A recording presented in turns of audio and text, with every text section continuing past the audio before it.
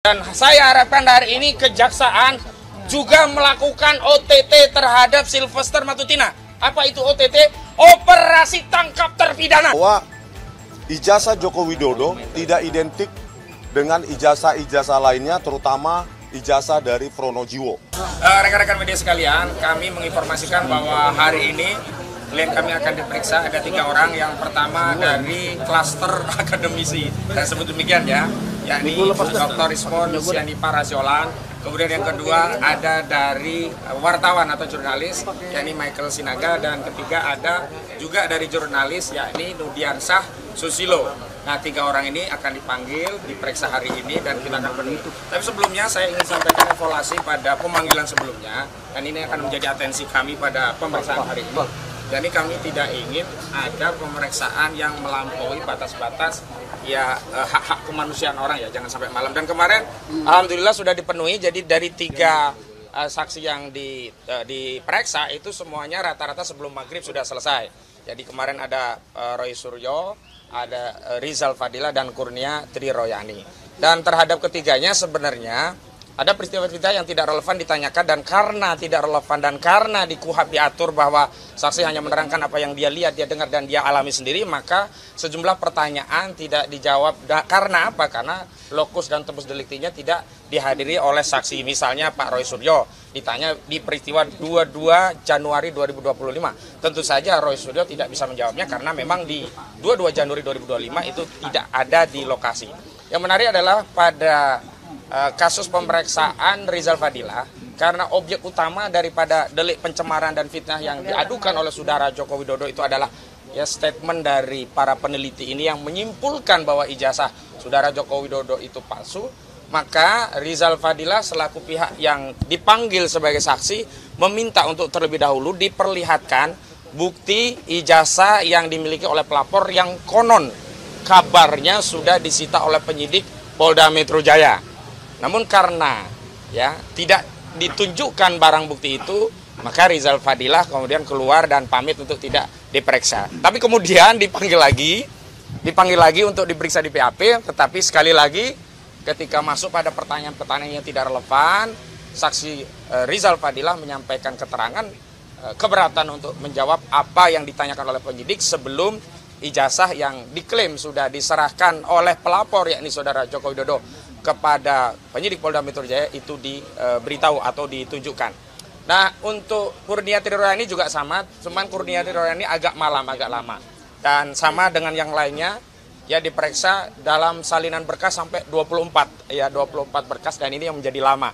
Khusus Pak Roy Suryo itu ada 114 pertanyaan tapi hanya 85 saja ya yang kemudian dijawab dengan ya katakanlah ya copy paste begitu, karena memang banyak yang tidak diketahui, hanya sekitar 15 yang memang berkenaan dengan peristiwa yang dialami Pak Roy Suryo, maka dijawab. Selebihnya Pak Roy juga berkeberatan karena memang tidak ada dalam peristiwa-peristiwa yang ditunjukkan. Apa peristiwanya? Yakni sebenarnya peristiwa-peristiwa itu masuk kategori kemerdekaan berpendapat di hadapan publik yang itu dijamin dalam pasal 28 Undang-Undang Dasar 1945.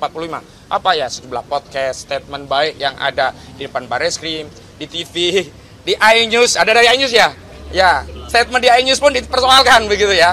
Kemudian ada di sejumlah media-media lainnya, dan ini tentu saja kami ingin sampaikan pada kawan-kawan media, ini ancaman kemerdekaan berekspresi yang ini tidak saja sedang mengancam para terlapor atau saksi-saksi yang hari ini hadir, juga kemarin yang diperiksa, tapi ini mengancam kemerdekaan berserikat, berkumpul, dan menyampaikan pendapat, juga kebebasan berekspresi, terutama ya ini akan mengancam tugas-tugas jurnalisme dalam menyampaikan kabar kepada publik. Padahal banyak saksi yang hadir itu dia hanya nyuting, hanya mengupload dan kemudian menyebarkan, tidak terlibat dalam statement di acara-acara yang diadakan atau statement-statement dari tokoh-tokoh yang berkenaan. Tapi tetap saja ditarik sebagai pihak. Bahkan di klaster kedua itu ada 12 terlapor. Kalau sebelumnya hanya 5 terlapor yang sebelumnya juga tidak disebutkan nama secara lengkap, hanya inisial, yakni ES, ya RS, RES, TT, dan K. Tapi kemudian kita tahu hari ini ada 12 terlapor yang juga tidak diakui oleh saudara Joko Widodo sebagai pihak yang mencemarkan dirinya. Berulang kali saya tegaskan saudara Joko Widodo ini pengecut. Nah, dia merasa dihinakan, merasa direndahkan, tapi tidak tunjuk hidung siapa orang yang hanya menyampaikan peristiwa. Kalau dalihnya ini teknologi digital, khawatir AI ya, nggak masuk akal. Buktinya Pak Yusuf Kalla keluarganya melaporkan, itu kan juga video, tapi langsung tahu yang dimaksud itu adalah Sylvester Matutina. Nah, kepada hal itu, maka hari ini saya akan spill dulu ya, karena ini bagian dari kasus ini. Pertama, saya ucapkan selamat kepada Komisi Pemberantasan Korupsi yang telah mampu melakukan OTT terhadap Emmanuel Ebenezer Wamenaker ya, yang terduga kasus korupsi. Dan saya harapkan hari ini Kejaksaan juga melakukan OTT terhadap Sylvester Matutina. Apa itu OTT? Operasi tangkap terpidana, ya.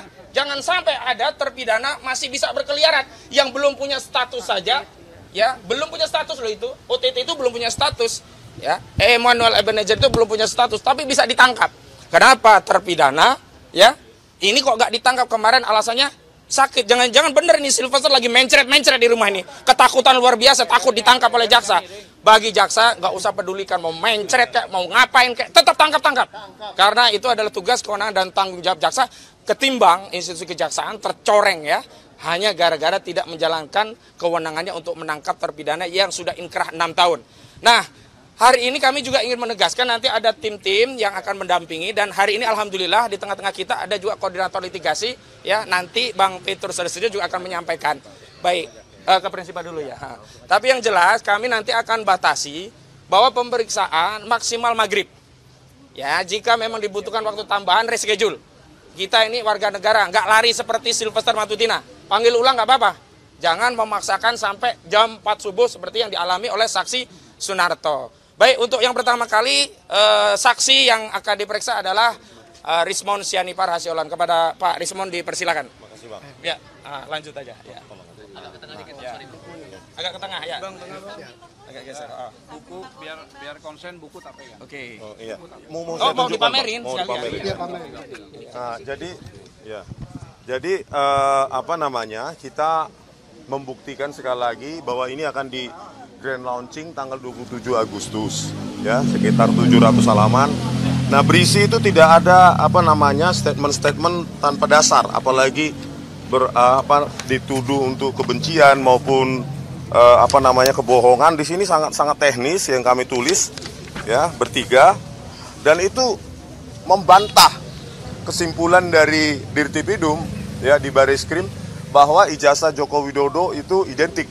Nah, di sini kami bantah secara ilmiah, secara teknis dan secara saintifik ya, bahwa ijazah Joko Widodo tidak identik dengan ijazah-ijazah lainnya, terutama ijazah dari Pronojiwo.